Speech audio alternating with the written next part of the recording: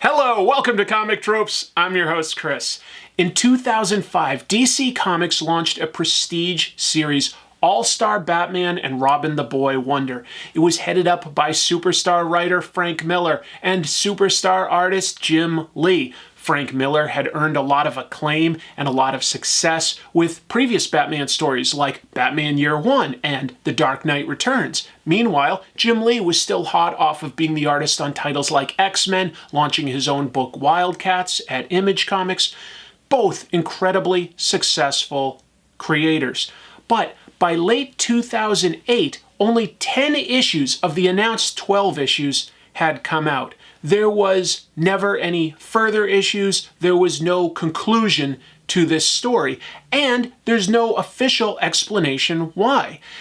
This was a successful book financially, but critically, it is pretty infamous. There is a lot of anger and vitriol directed towards it. It is a bit of an odd book, but still, if it's financially successful, why would it end?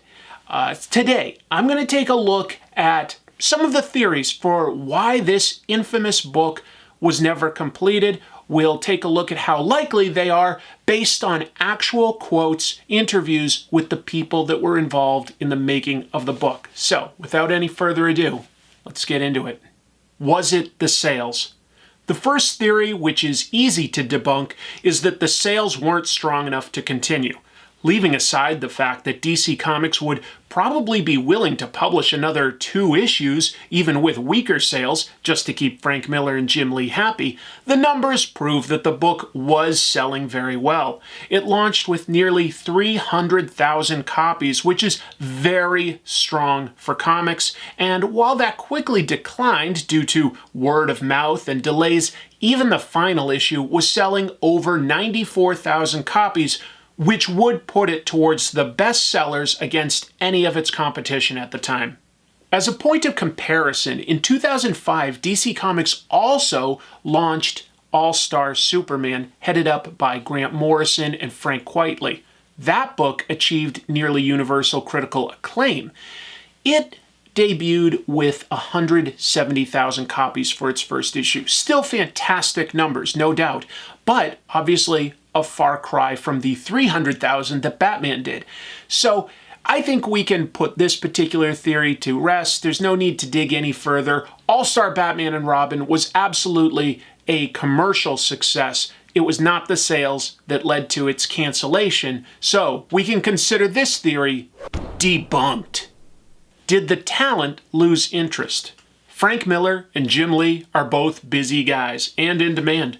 It's possible they got too busy and had to reprioritize. For instance, only 1 issue of All-Star Batman and Robin was released in 2006. They were definitely busy. But did they lose interest? Let's start with Frank Miller. In April of 2005, Sin City was released to theaters based on Frank's comic books and with him as co-director. In March of 2007, an adaptation of his book 300 hit theaters. And in December of 2008, a film adaptation of The Spirit was released, which Frank Miller had directed solo. Frank was being heavily courted by Hollywood, and Frank's ex-wife, colorist Lynn Varley, spoke about how this took up so much of his time. She spoke with Wired in August of 2014, having lived with him during this time. Quote, Frank became even more famous than before, exposed to a kind of celebrity he'd never experienced. It was really distracting. You don't want to come back to Hell's Kitchen and just draw pictures. It seems like a letdown. End quote. However, Bob Schreck was the editor of All-Star Batman and Robin and dismissed the idea that Frank wasn't invested. He wrote an introduction to DC's hardcover compilation of issues 1 through 9, writing, quote, with his mega success in, let's face it, a much better paying arena, here Frank stands doing what he loves best, telling comic book stories. Even when he was directing its first feature film, Will Eisner's The Spirit, I knew I could trust him to meet his commitment to this comic. End quote. Similarly, Jim Lee was busy running his comic book imprint Wildstorm at the time, and by 2006 was announced as a concept artist for DC Universe Online, a multiplayer game that was released in 2011. But Shrek also spoke about Jim, saying, quote, "The same can be said for Jim Lee. With a multitude of duties, head of Wildstorm Productions, countless commitments to various art-related jobs, video game designing, and convention appearances, Jim, like Frank, has never backed away from the challenge of bringing his game to the next higher level." End quote.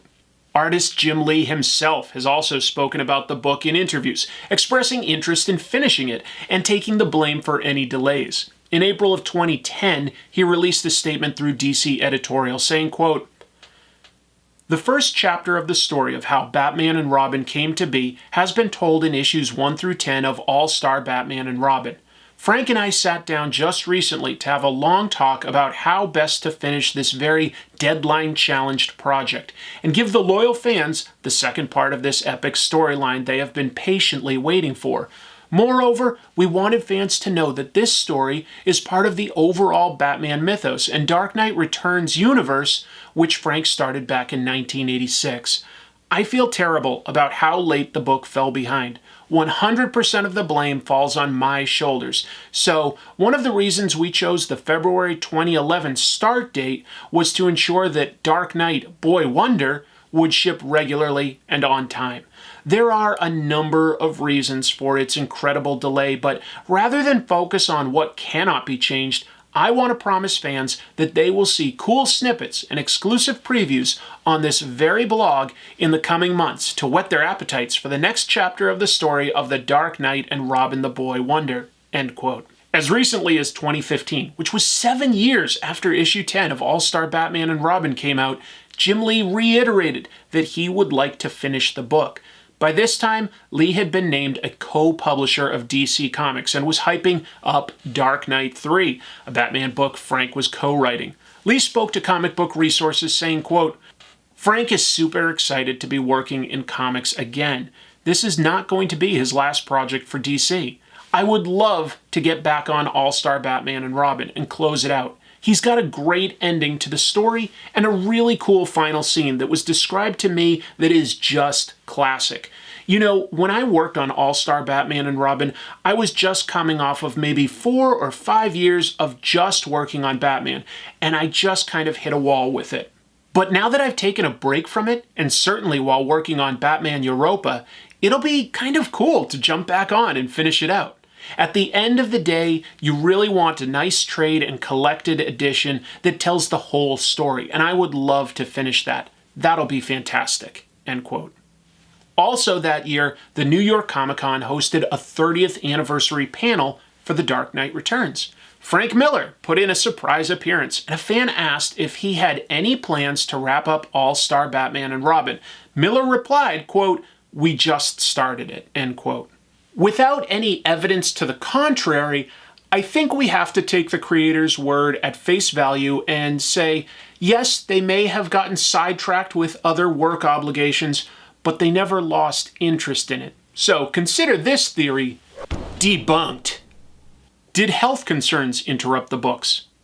This one is very speculative. Fans wondered during this time how Frank Miller's health was, because he looked very different in his red carpet appearances from 2008 at the Spirit versus 2014 for the Sin City sequel.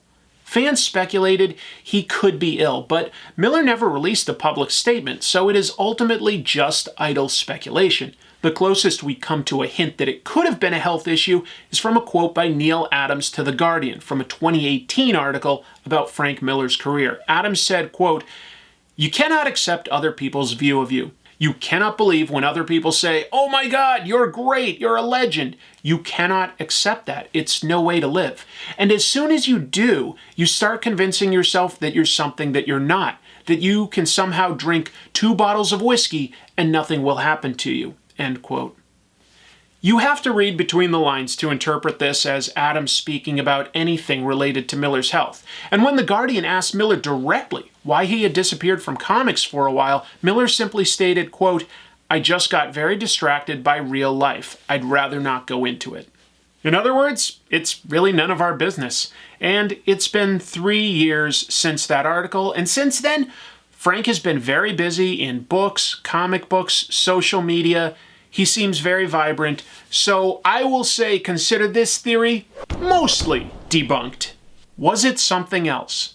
It was something else.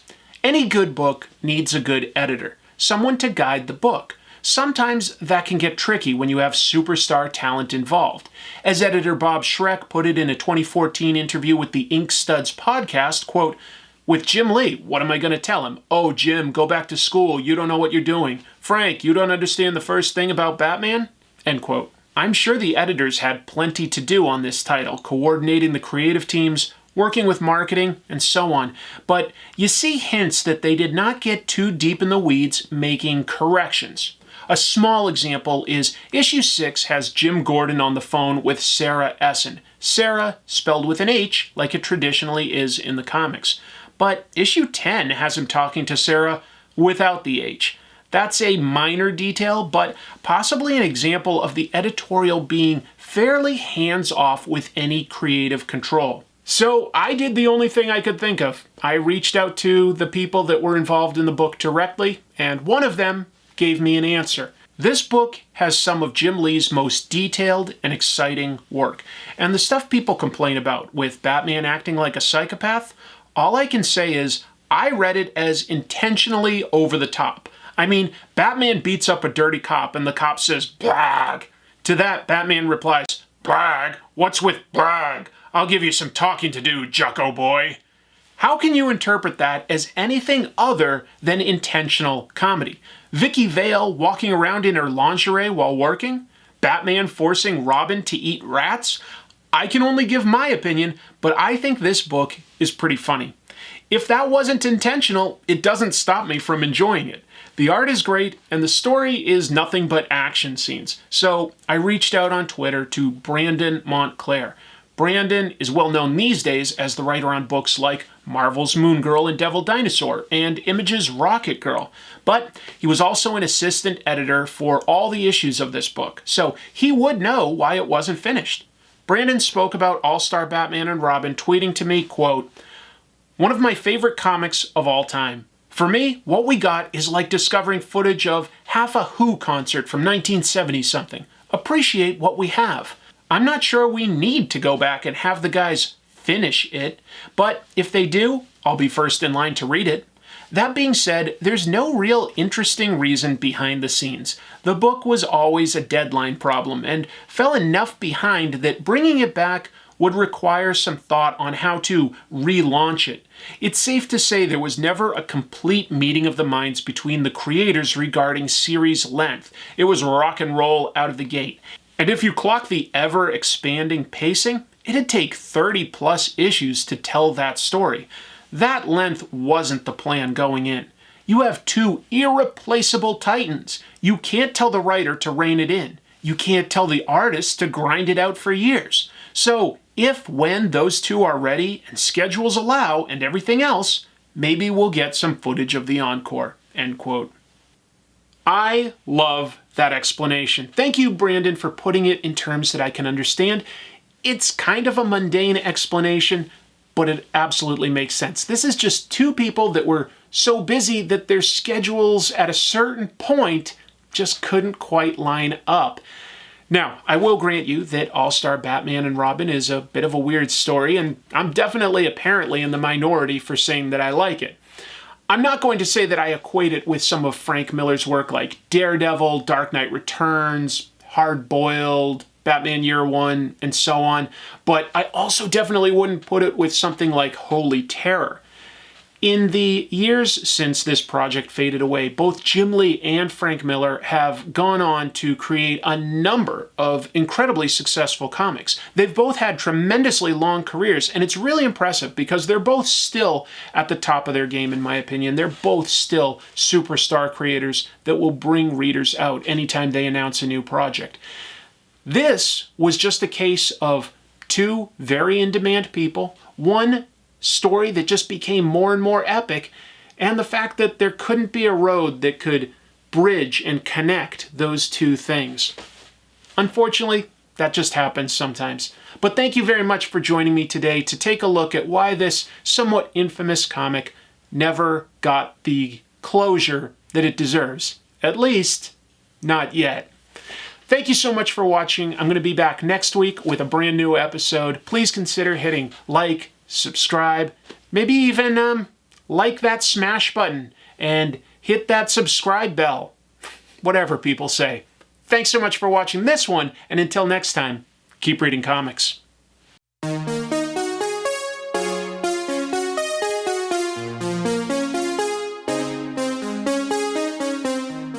Thanks for watching this video. If you liked it, please consider hitting like and subscribe. If you'd like to support the show, there are merchandise links beneath the YouTube video, and you can always hit join on YouTube or visit Comic Tropes on Patreon to get access to special perks.